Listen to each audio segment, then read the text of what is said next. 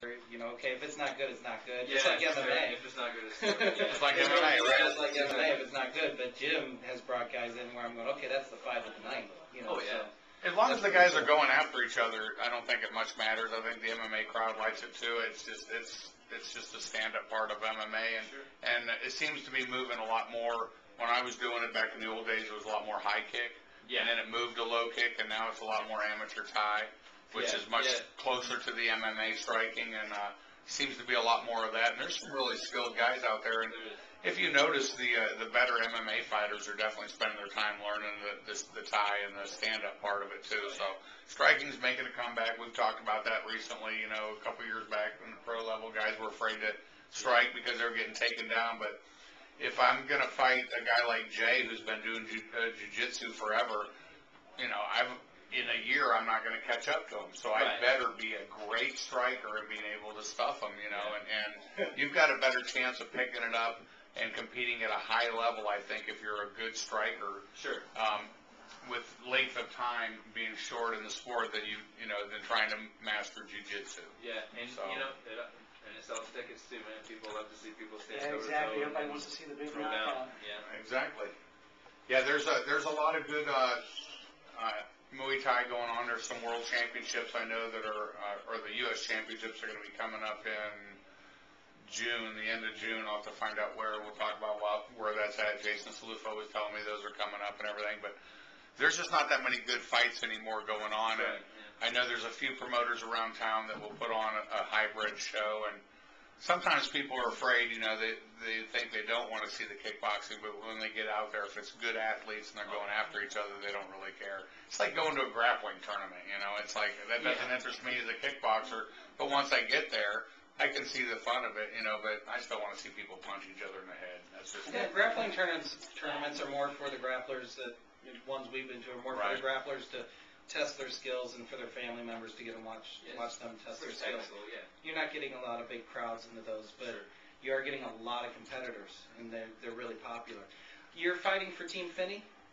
Yes. On doing kickboxing. How's that go? Yeah, it's great. I'm kind of like a lone ranger kind of, because I have my karate school, and I've met a lot of guys through Jesse and through the gym. I also I'm close to Jose Pons, who's working out of Pound for Pound Gym, in Clayton, and who else? In South County is Tim Connors down there on Lima Ferry. So I've met a lot of good people, and Kevin Eagle. So like working with all those guys and being part of that World Combat League group, like, man, I learned a lot. I really learned a lot, and I really enjoy still training with them. And I usually go there for sparring. I don't do a whole lot of just because my schedule's so hectic. I'll call them up and say, hey, can I come in and spar with you guys? And they're like, great, yeah, we have a fight coming up. I need to get ready. So there's a team in St. Louis for the World Combat? Or there was? Mm-hmm. Yeah, there still is. There still is? And where do they practice at, and where do they work I out? think Jesse's the coach. So I think, but Same he's got guys Forces, from all, man. but they've got guys all over the country that, They got a fight coming up this weekend too, don't they? Yeah, they have a show coming up on the 9th at the Stratford Inn. I believe it's their X Fights. Right, I think you're right, yeah. And they usually put 1,000 to 1,200 people in there, and they pack them in that place. He's great at getting people into place. Jesse's really a good marketer of the sport. Yeah, and he's helping bring the Strike Force event coming up here too. That's going to be a big show at the Scotts Trade Center. So.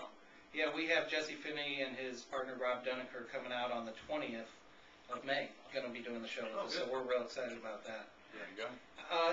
We got to cut short here because we're running a little low on time tonight. But if they want to get a hold of Columbia Karate Academy, how do they get a hold of you? You can call us at 618-286-3999. Throw that one more time. 618-286-3999.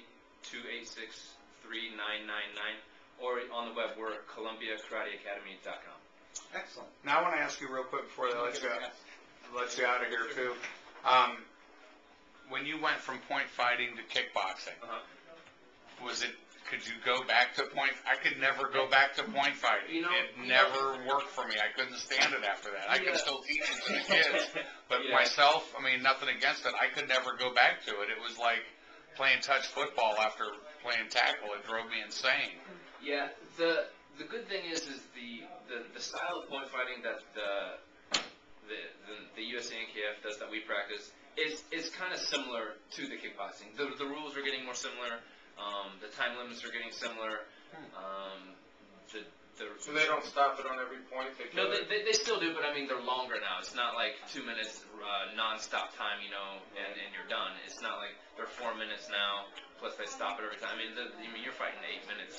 8 minute Oh, matches. they stop the time every time? Yeah, they stop the time every time. Okay. Yeah. So it's a lot lengthier. The techniques have gotten a lot sharper. There is contact now allowed, you know, so you can make touch. You just can't injure them beyond. You can't. The idea is not to injure them to the point where you impair their chance of winning. But you can still make touch. And even as an old pro kickboxer, I watched the World Combat League, and I like their idea of, you know, continual fighting. You got to go right at it. But I also hate it as a guy who wants to. I want to be able to read you for a few minutes. I want to find out what's going on with you. I want to be able to set you up. I want to be able to take my 30 seconds just to know what you're doing, and then I want to take over. Yeah, that's another thing. Is I'm more of a thinker of the thing, and I get stronger the longer I'm going, because right out my first round's always my worst.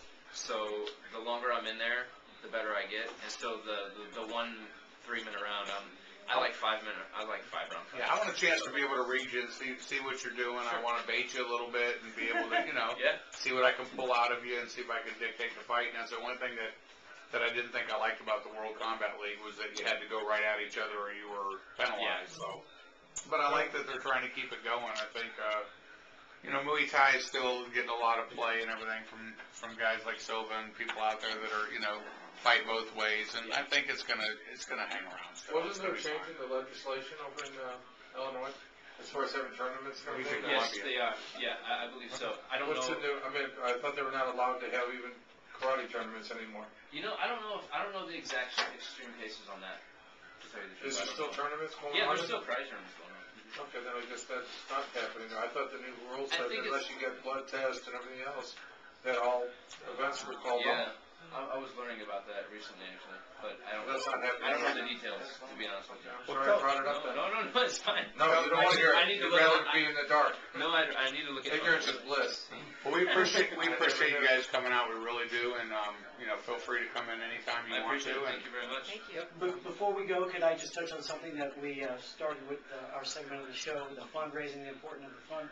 Oh yeah, I forgot all about that. Yeah, we're trying to support our kids and our adults in the quest for a national championship at the USA NKF tournaments in July.